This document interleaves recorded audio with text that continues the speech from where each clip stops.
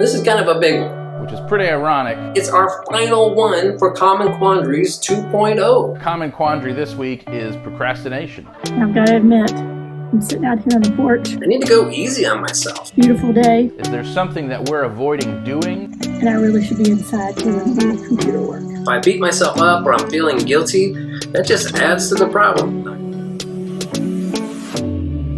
Welcome to this week's installment of Truth Be Told. And this is kind of a big one because it's our final one for Common Quandaries 2.0. We've done 2 full months of Common Quandaries or challenges. And it's been a lot of fun, been a very learning experience for myself. I can't believe how deep I've been able to go into each one of these quandaries. And what came up this week, our theme is procrastination. And that's something that I didn't realize I did as much as I do. So that was a powerful experience for me.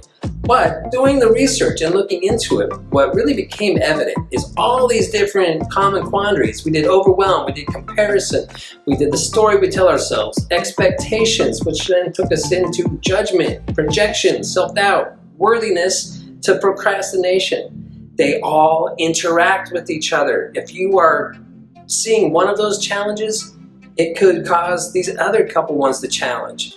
Comparison brings you into judgment of others. If you're not feeling worthy or if you're doubting yourself, it might lead to procrastination, which then can move us into overwhelm. All these common quandaries really do play off of each other, which at first is kind of a little daunting to think about. It's like, oh, how do we do that? It's so challenging. But here's the really good news. Because they all interact, when you do the work and you look at one of these areas of your life and you try to take a step to improve in that one area, it's going to affect those other areas. And that's really encouraging. So here's the thing, just by taking steps to go within and always wanting to move in a direction that makes your life more manageable, you really do up-level and send ripples to all those other areas. Which really brings us back to what the Soul Evolution Collaborative is all about. We are personal transformation, which leads to communal evolution. Nothing changes out there unless things change in here. And that's truly how we go about changing the world and making it a better place for everyone. So sit back and enjoy this episode on procrastination and have a wonderful week.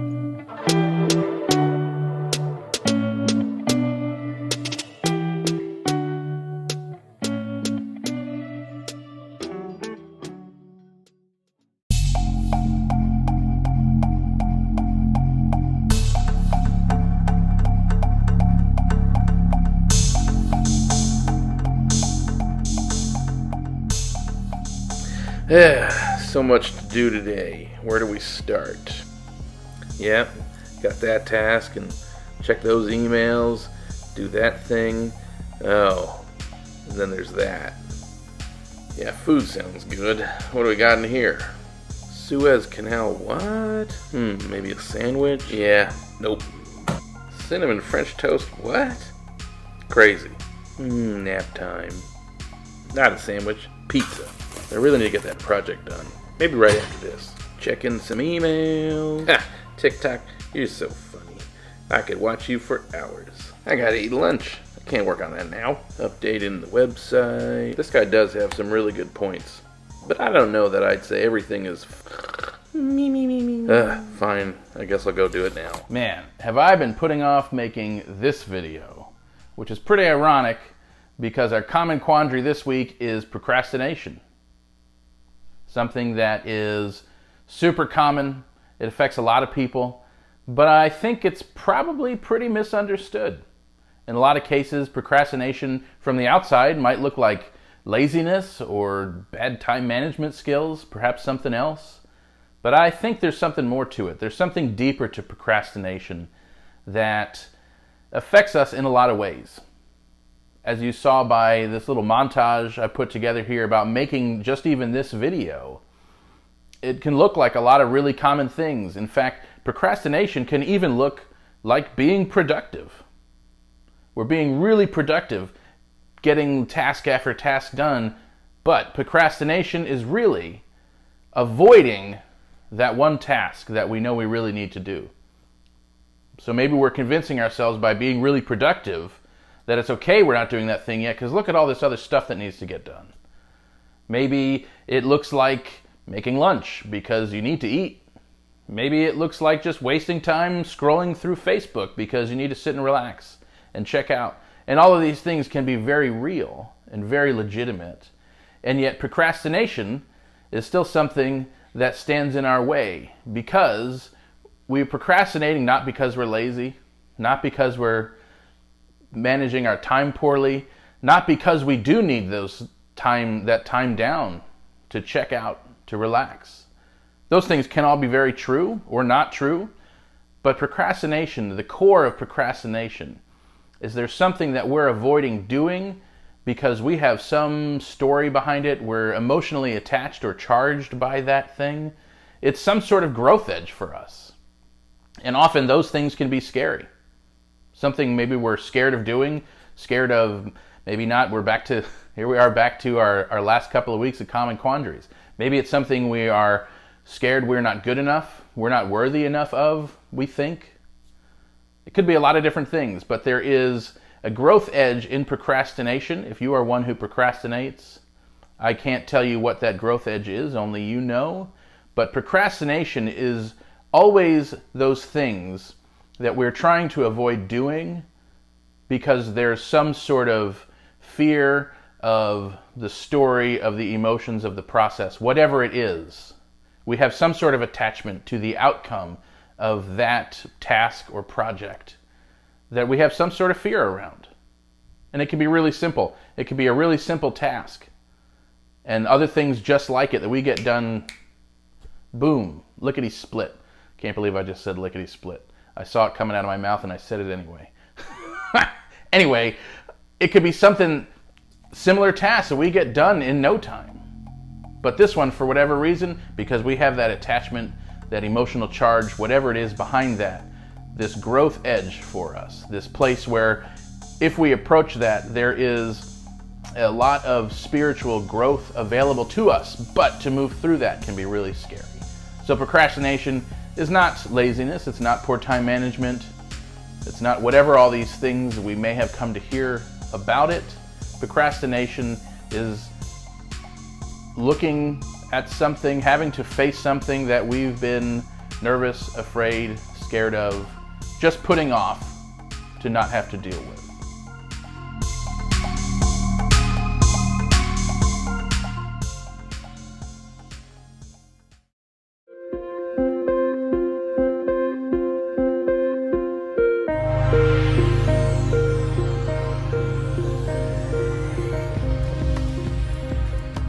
I guess I really should be filming that video right now. Maybe just one more show. Yeah. I guess I should be filming the video, but you know, these books really need to be arranged alphabetically.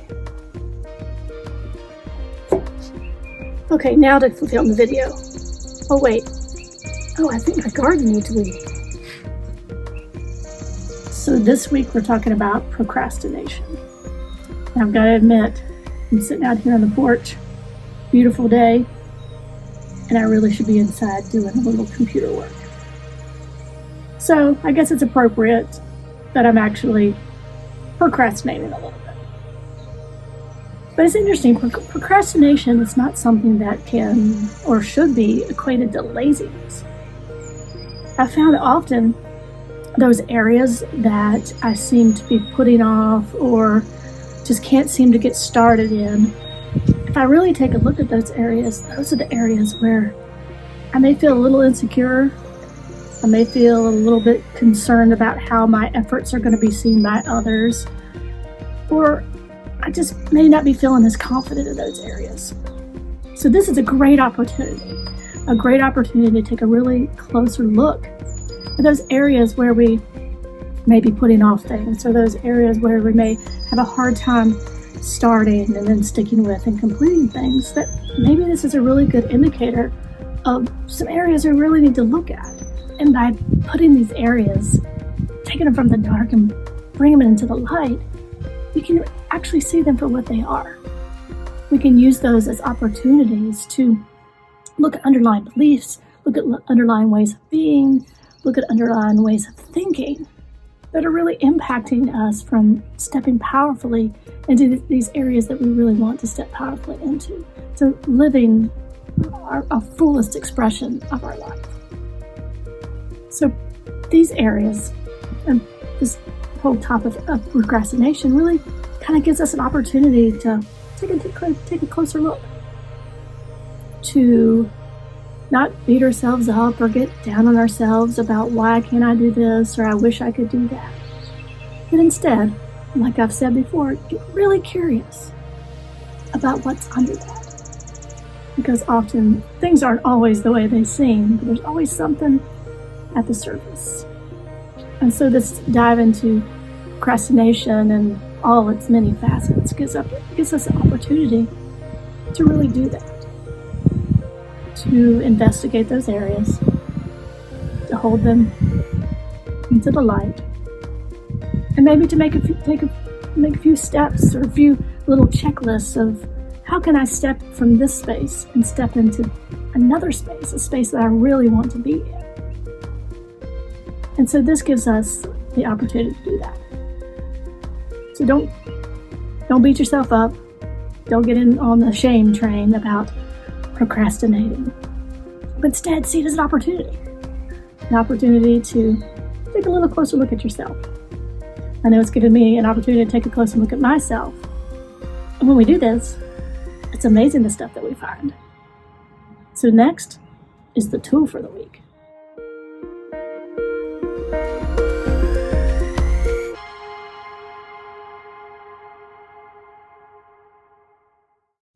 Hey there! We aren't quite done yet, but we wanted to take a moment to thank you. We are grateful for all of your support.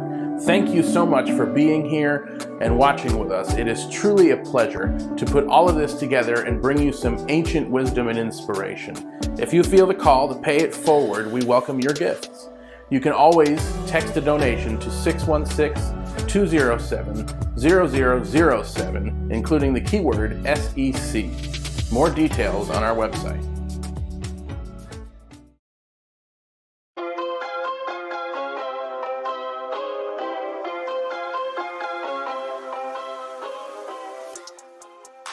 Hello and welcome to the Tool of the Week, or I should say Tools of the Week. Here's my plan. I'm going to give you a few different things, several, and you can pick and choose and see what works for you. For me personally, it's a combination depending on the case. And I also want to point out that here I'm really talking to myself, so don't take any of this personal. But if there's something that can apply and help get you through anything that you might come up against, then that's great too. So let's get going because I got a lot on my list here. Number one tool is recognition. I need to recognize when I'm procrastinating or about to, and then nip it in the bud. That's half the battle right there. And then along with that is my second tool, which is forgiveness. I need to go easy on myself. If I beat myself up or I'm feeling guilty, that just adds to the problem. Not going to help anything. After that, the next tool is deconstruction. When you're coming up against like a big project and you know it's going to be several hours worth of work, that's overwhelming. But if you're able to look at the different aspects of it, what's your starting point? What's coming next? Is it an outline? Is it some data, some research? What is it? Break it up into little bite-sized sections. It makes it a little easier to stomach and get you through it. Now, with that comes the next step, which is map it out. This is your to-do list. So prioritize. What has to get done today? Obviously, move that to the top. Add other start times so that you know at this time of day, I'm going to start on that task. It helps eliminate the possibility of procrastination. Along with this, I also want to add more tools. One is break time. Make sure that you schedule in and allow yourself time to take a break and rest and refresh. We work more efficiently if we are sufficiently rested along the way. And one other tool is a reward. So, what is something positive that you can do for yourself after you accomplish 3 of the things off your list? Add rewards and it helps kind of give us motivation to get through it. Now the next one comes from Brian Tracy. It's called Eat the Frog First.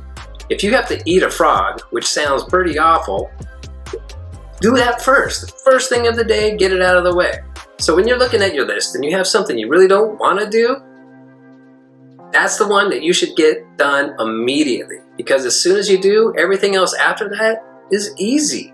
And if you don't do it while you're working on the other tasks, that one is looming behind you.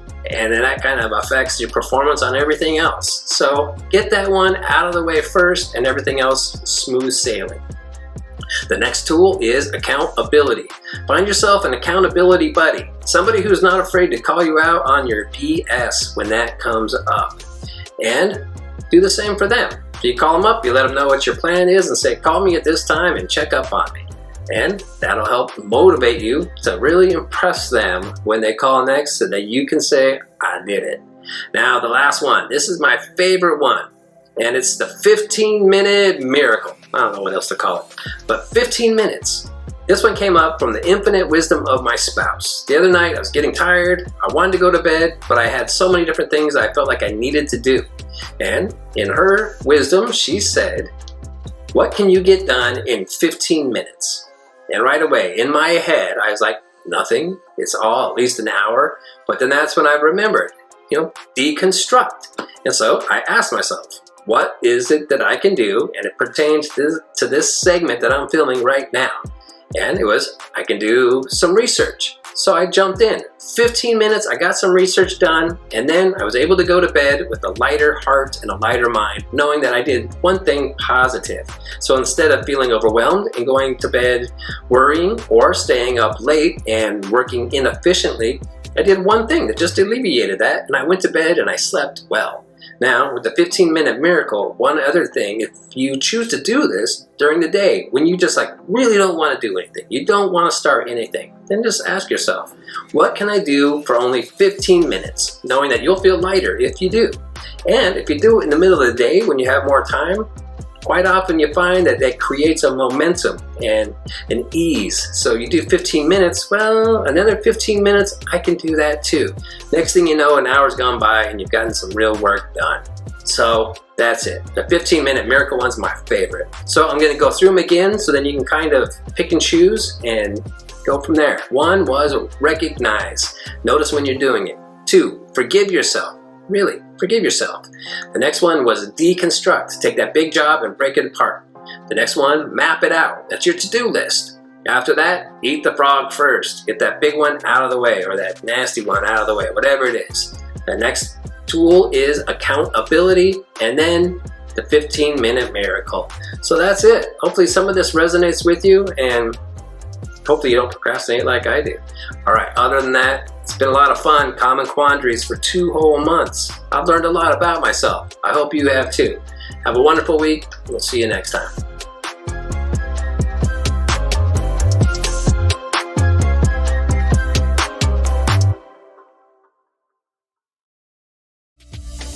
Thank you for being here, and an even bigger thank you for watching until the end. If you'd like to take an even deeper dive, join us in conversation on Thursday night. We will explore this week's topic, answer questions, and just be together in a truly transformative experience. While you're here, click like and share, join our Facebook community so you can stay in contact with your community. The Soul Evolution Collaborative is supported and made possible by people like you. If you feel the call to help financially support this mission, you can text or give online. More information at soulevolutioncollaborative.org. All donations are tax deductible and greatly appreciated. To stay up to date, visit the Soul Evolution Collaborative website at soulevolutioncollaborative.org to sign up for email, news, and inspiration. We'll see some of you Thursday night at 7 p.m. Everybody else, we'll see you next week. Be well.